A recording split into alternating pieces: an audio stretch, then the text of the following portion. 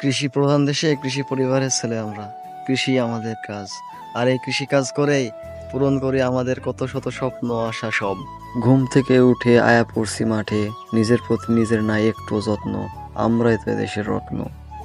So hello guys, আপনাদের মাঝে চলে আসলাম আরও একটি নতুন ব্লগ ভিডিও নিয়ে। ভিডিওটি অনেক স্পেশালি হতে চলছে, আমাদের সাথেই থাকুন। আসলেও আমরা কৃষি পরিবারের সন্তান, আর আমাদের রক্তে মাংসে মিশিয়ে আছে কৃষিকাজ। কৃষি এমন কোনো কাজ নাই যে আমরা পারি না। আসলে আমরা গ্রামের ছেলে, আমরা প্রতিটা কাজেই এক্সপার্ট, সব কাজেই দক্ষ, মোটামুটি সব কাজগুলোই পারি। তো এদিকে চলে আসলাম আমরা আমাদের করলার মাঠে। করলা গাছগুলো অনেক বড় বড় হয়ে গেছে, তাই ভাবলাম বান দেওয়ার দরকার।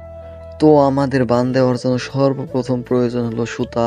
আর এইদিকে সুতাগুলো আমার বাবা আর ভাইয়া ছাড়িয়ে নিচ্ছিল, কিন্তু আমার বাবা ভালো মতো ছাড়াতে পারছিল না।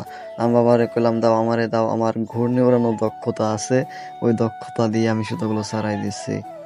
আর এইদিকে আমার বাবা বাড়িয়ে বাড়িয়ে মাটির ভিতর খুঁচটা ঢুকাচ্ছিল। আর এই খুঁচের সাথেই দড়িগুলো বাঁধা হবে, বাঁধিয়ে তৈরি হবে আমাদের বান।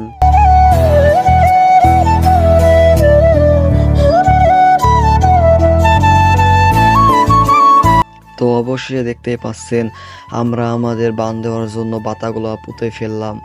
আর হ্যাঁ, এগুলোরে অনেক অঞ্চলে কয় মাছা, অনেক অঞ্চলে কয় বান, তো আমাদের গ্রাম্য অঞ্চলে এটারে কয় বান।